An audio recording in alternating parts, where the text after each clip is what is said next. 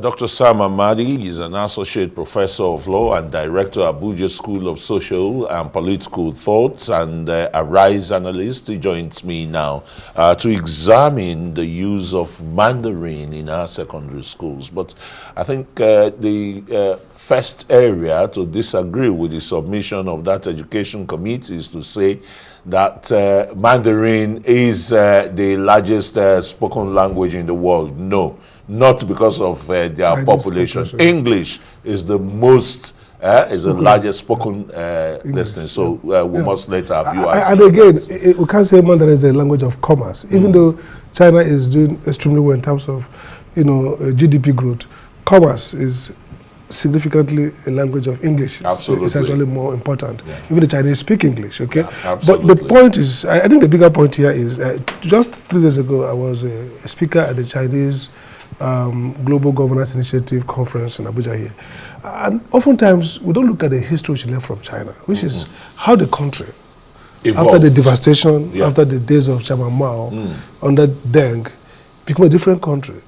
Following the same pattern as Japan, what I call techno-industrialization. So the basic thing about China is not the language. And what we should be imitating about China is not the language. It is how China focuses inward, how China developed an obsession with economic growth and transformation. And these leaders did everything. In fact, for China, if you look at the model, we do our laissez-faire economics or privatize. China didn't privatize. China went through market, through the town-village enterprise. China did centralized improvisation. So the central government and the locals improvised to do. So learning Chinese, it doesn't make any sense. First, China copied Japan. They didn't learn Japanese. The first Asian country, the economic miracle was Japanese. Absolutely. China, Korea, South Korea entered. China came in. Now, none of these countries emulated through language copying. They emulated because they learned the pattern, they saw the focus on technology and innovation and industrialization, and they built around it. So it's so local. I mean, for scholars to say, oh, if you want to be like China, then go and learn Mandarin. No. In fact, the biggest writers of Chinese economic development and history are English, American, and English, European-speaking European countries.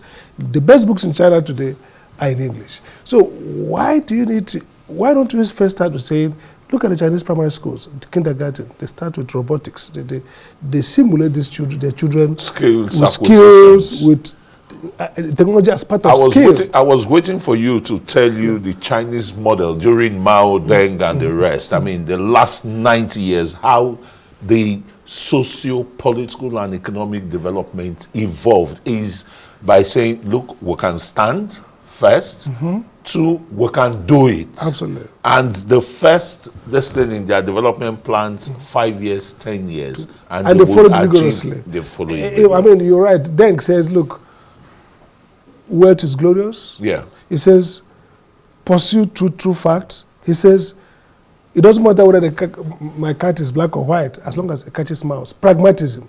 They didn't care about this nonsense about free market, no market. They just were pragmatic and we have to have a sustained economic growth of 30, maybe 10% for 30 years.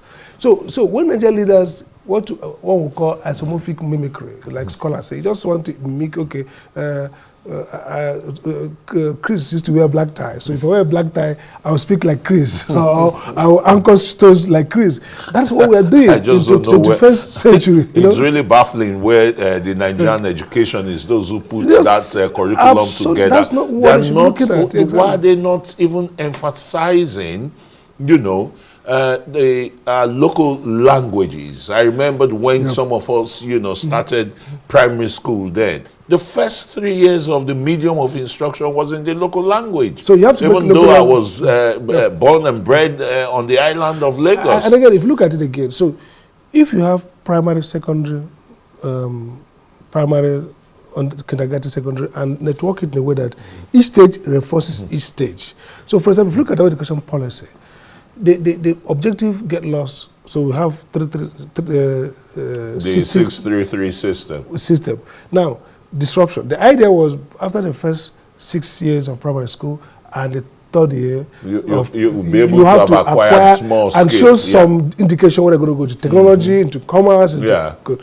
Now, if you look at the question is, people who pass through the system, do they really have any certification, any analytical capability, any robotics capacity to do any of those work? You ask if do we have the workshops, the skill workshops where they can practice. Look at TVT, for example. The teachers. Look at technical vocational training. There's not serious focus on it. And again, China prospered through testing. China took exams very seriously. They were the first people in human history to peer review. This so-called peer review journals came from the Chinese. So the Chinese use education testing as a way of building a collective imagination of the Chinese greatness.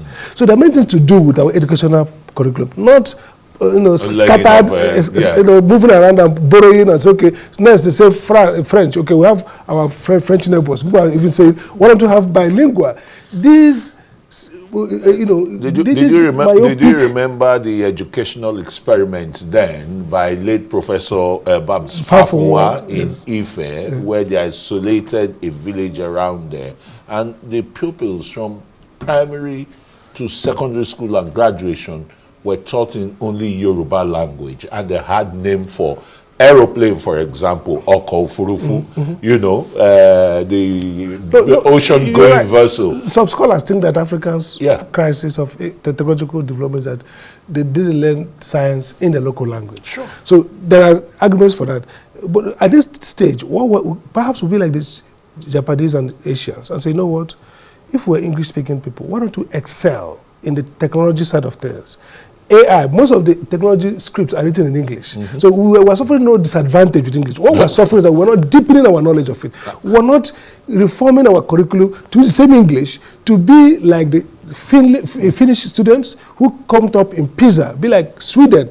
We need to, for example, make our students be the best in sciences. Like Bigger says, if you don't know mathematics, then you can't innovate. So the point is not scattering and looking for small time Mandarin. The question is, can our rigor of our education be like the Chinese? Can we compete with the Asians in the quality, the investment in resources in education, the standardization, and the almost obsession with testing? The Chinese are obsessed with exams. In fact, the curriculum reflects the Confucian value system. In fact, people will be asking, how do we mainstream value? What is the Nigerian value? What would be an African value as related to technology, innovation, government management? And these values will now shape from kindergarten, primary, secondary, the knowledge production, social production. So what I see is a lazy way of looking at development. I say, okay, well, if we wear tie, we're not British. If we wear suit, we are English. If we wear maybe Chinese clothes, then we are Chinese. If we start speaking Chinese language, then we acquire the capabilities and acumen to compete in the technological world. So I think it's an error, and it's sad that at this stage, such very lazy, mimicry, a sense of, tokenism. Just, okay, fine, we just Mandarin. There's no problem with Chinese setting up China Center. But those cultural centers not about language only. It's about knowledge transfer.